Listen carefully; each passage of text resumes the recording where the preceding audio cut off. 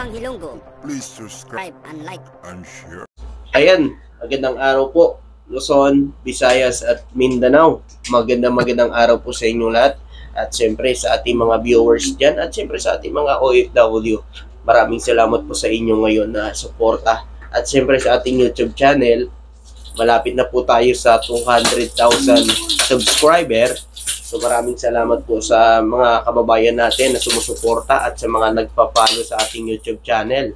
Maraming salamat po sa inyo sa patuloy nyo pong suporta sa ating gobyerno at siyempre sa ating Pangulong Bongbong Marcos, mga kababayan. So ito po mga kababayan, meron kasing pahayag na naman itong si Rokita, si Roque, no?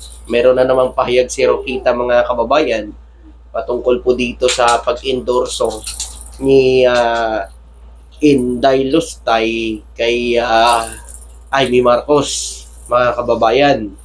So sinasabi niya dito na panahon na daw para magsalita si Senador Amy patungkol kay PBBM. So ito na naman, another issue na naman sila para gamitin na naman, no, ang si Senador Amy Marcos para pabagsakin si BBM. Ito namang isa, nagpapagamit naman, mga kababayan, isa na naman ito sa mga strategy nila, 'di ba? Pero hangga't wala kayong inilalabas na patunay at ebidensya, hanggang haka-haka na lang 'yan. So ito mga kababayan, pakinggan niyo po ang naging pahayag ni Harry Roque, no? Ito'y sa kanyang salita mga kababayan. Pero sa mga nakikita ko rito, kung makikita nyo, mga kababayan, ay parang siya po ang bangag kaysa kay BBM. Tingnan nyo po ang hitsura niya. Parang, hindi naman, no? Ayaw ko naman i-judge siya, pero mga kababayan, tingnan mo po ang hitsura niya. Laki ng eye bag, parang nangangayayat na. Stress na ba? Stress na ba para maghanap ng pangbato na paninira sa administrasyon? Hindi ba umobra itong bangag-bangag na sayaw ninyo ni Maharlika? Adik yan? Hindi ba umobra yung ganun ninyong style? At kinakarma kayo sa inyo bumabalik? Totoo talaga yun mga kababayan. Ang taong gumagawa ng masama sa kapwa niya, babalik at babalik sa kanya. Tingnan nyo ngayon yung itsura ni Harry Roque. Ayan. Tingnan nyo yung mga kababayan. Anong itsura niya na, yung mata niya, ang lalim na. Ang laki pa ng eye bags. Grabe mga kababayan, di ba? Kumbaga, kinakarma na sila sa nangyayari sa kanila o sa ginagawa nila sa administrasyon. Pakinggan natin sinasabi niya. Inaasahan sa amin na nga namin, kay Manang Amy, ngayon inendorso ka na ng Inday Sara. Ano naman ngayon kung inendorso na siya? Anong pakialam namin dyan? Mas pinili niya yan, ginusto niya yan, bahala siya dyan. Ano na naman patutsada ang sinasabi mo, Harry Roque? Ano na naman nito? Another issue na naman ba? O another paninira na naman sa administrasyon? Bagong strategy, hindi umobra ang fake video, hindi umobra ang bangag-bangag, ano? Kaya another issue na naman na ibabato sa administrasyon. Tuloy natin. Sabihin mo na ang totoo. Hindi ako naniniwala na magkapatid kayo na hindi mo alam. Kahit kami, hindi rin kami naniniwala na magkapatid yan sila. Kasi ang kapatid, nagtutulungan, hindi nag-iiwanan. Ngayon, iniwanan niya kapatid niya . Kahit kailan, ang kapatid ay kapatid. Ganun yun. Ano na naman yung sinasabi mo rito, nasasabihin niya? Ito, pakinggan natin yung sasabihin ni Rokita. Ang kapatid mo ay bangag. Pati nga doon sa isang artikulo sa Rolling Stone magazine. May ebidensya ka pala, bakit di ka umuwi rito? Umuwi ka rito sa Pilipinas, i-file mo yan sa korte, sampan mo ng kaso si BBM, yung sinasabi mong magazine na yan, dalhin mo yan sa korte at i-file mo yan. Sampahan mo ng kaso si BBM. Yun nga lang kasi, sa tambak ng kaso mo, sa dami ng kaso mo rito sa Pilipinas, ayan, stress na stress ka na. Hindi ka makauwi, ano? Ganun talaga kasi, kapag ikaw ay gumagawa ng mali, ibabato mo sa iba ang kasalanan mo. Ngayon, Sino ngayon ang tumatakas at tumatago? Si BBM ba? Kayo. O, dapat umuwi ka rito kung may ebidensya ka. Yun naman pala, may hawak ka palang magasin na sinasabi mo. Bakit hindi mo yan ilabas? Patunayan mo yan. Saka dapat may ebidensya kang matibay dyan. Ibigay mo na yan kay BP Sara Duterte yung sinasabi mong ebidensya. 'Di ba? Ang tagal-tagal niya nang gustong pabagsakin si BBM. Bakit hindi niya pailan ng kaso?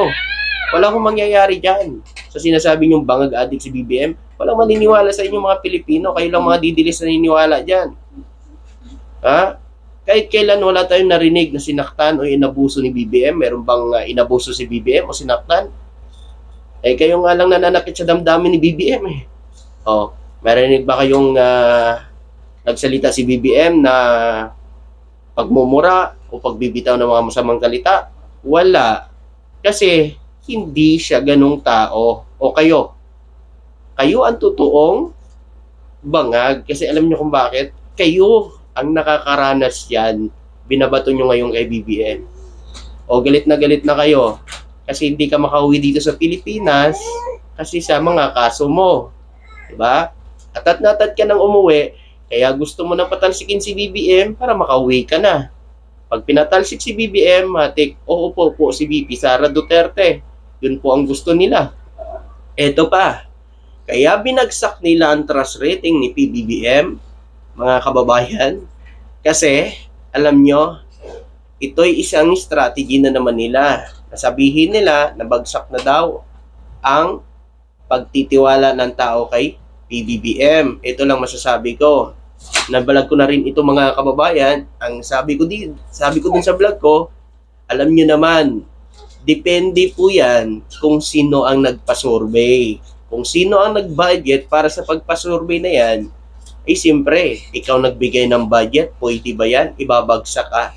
At hindi natin alam kung saan dinala nila yung pa-survey na yon. Kung nagpa-survey sila dun sa Mindanao, kakahuli lang ni dating Pangulong Duterte March 23 hanggang 29, mga kababayan, nagpa-survey sila. Kung doon nila ginanap sa Mindanao, ba't di nila subukan doon sa Ilocos ngayon?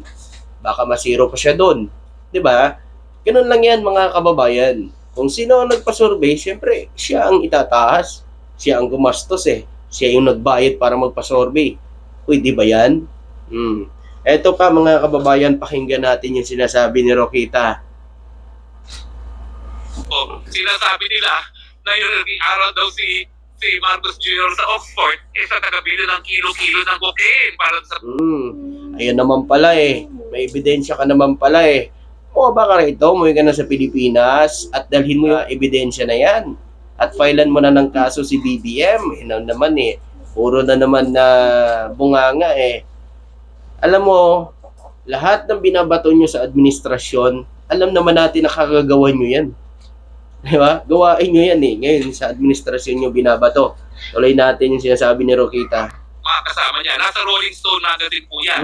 Hindi po ako nag-invento niyan. Hindi sa akin ang galing yan. Rolling Stone magazine yan. Ang tanong, mula nung kabataan niya hanggang ngayon, gumagamit pa ba siya? Ayan na naman siya. Di ba yung magazine na sinasabi mo? Dalhin mo dito yan. Diba? At saka madali lang kasi magawa ng magazine na sinasabi mo Yung fake video niya, ginawa nyo, magazine pa kaya. Diba? Ganun lang yan. Sus, Ari Roque, lumang kwento. Kwento mo na lang sa mga kapwa mo DDS. Yan, maniniwala yung mga yan. Kasi yan lang naman ang naniniwala sa inyo. Kasi pagdating sa paninira sa gobyerno, yan, dilat ang mga mata ng mga DDS. Pero pagdating sa mga proyekto at good news na nangyayari sa gobyerno, abay pikit sila. Wala daw nagagawa ang gobyerno. Wala daw nagagawa si BBM. Yung bigas napamura na, pero yung iba batikos pa rin. Yung gasolina pinababa na rin. Ang laking rollback price ang gasolina natin, pero nakikita ba nila yon? Hindi nila nakikita yon. Babatikusin pa nila si BBM. 'Di ba? Pero marami pa rin Pilipino na naniniwala na talagang ginagawa ni BBM ang kanyang trabaho at makikita natin yan sa kanyang paglalakbay para mapaunlad dito ang bansa natin. Kayo na lang ang mga naninira. So may balik naman yan Tingnan nyo. 'Di ba?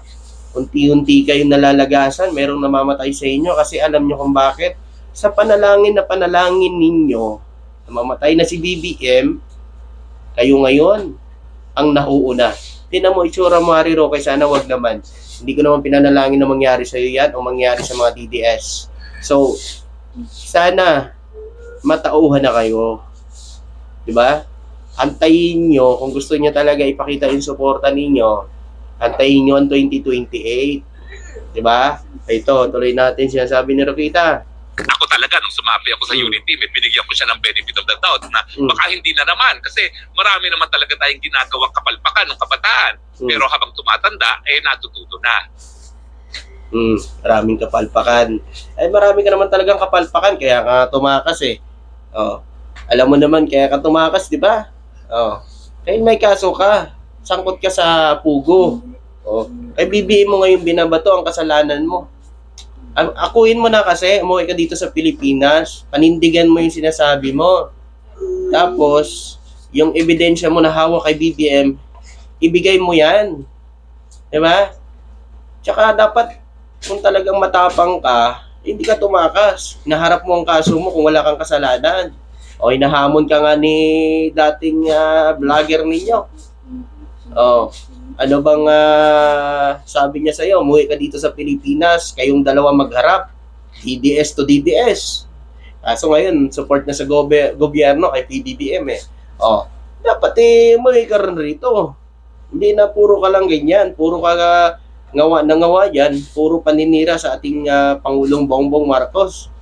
Na sinasabing may ebidensya ka, bakit hindi nyo ginagamit yan? Ang tagal-tagal nyo nang sinasabing meron kayong matibay na ebidensya. Bakit hanggang ngayon presidente pa rin si BBM? Sinasabi ninyo na ang taas na daw ng rating ni BP Sara Duterte, magpi-people power na. Hanggang ngayon, walang nangyayari. Diba? Ganun lang yan. Kasi isa yan sa mga strategy nila talaga. Ginagamit nila ang social media para mapiki ang taong bayan. Makakuha ng simpatya sa tao, paawa effect, na sinasabi nila mataas daw ang trust rating, wala naman nagagawa sa bansa.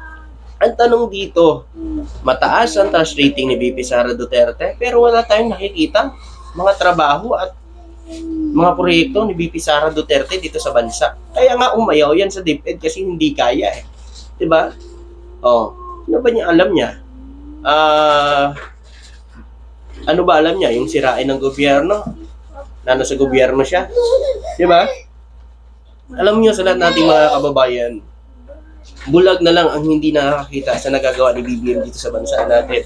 Na sinasabi wala daw nagagawa si BBM, itilat nyo kasi ang mata nyo. Halimbawa, yan lang title sa binigay ni PBBM na wala na silang babayaran, yung pabahay ni BBM, ang pagtuloy sa mga proyekto na naiwan ng mga PAS-admin, at may mga proyekto na bago na talagang mas pinadami pa ng ating Pangulong Bongbong Marcos para talagang makatulong sa mga mamamayang Pilipino, yung Market Road. No? 'Di ba? Yung yun lang mga kababayan, hindi nila yan tinitingnan. Ang flood control na sinasabi niyo, meron naman. Bisitahin niyo po ang DPWH, makikita nyo po doon at malulula kayo kung gaano karami ang proyekto ng DPWH sa administrasyon ni BBM. Diba? Pag nakita ninyo, maiinggit kayo. Hindi nyo kayang tanggapin. Ganun lang yan. So, ayan. Nasasabi ko lang, Harry Roque, sa sinasabi mo, good luck. Sana maipile mo na yan sa kaso kay BBM. Kasi matagal mo na yan sinasabi, umuwi ka dito sa Pilipinas, harapin mo kung ano man ang kinaso sa'yo. Huwag kang takbo ng takbo, hindi habang buhay, makakatakbo ka. Oh, biruin mo, itsura mo, tingnan mo. Diba? Yung mukha mo, tingnan mo. Tapos sasabihin mo bangag si BBM, tingnan mo itsura mo. Diba? Yun, maraming salamat ho at magandang araw sa inyo lahat. Thank you.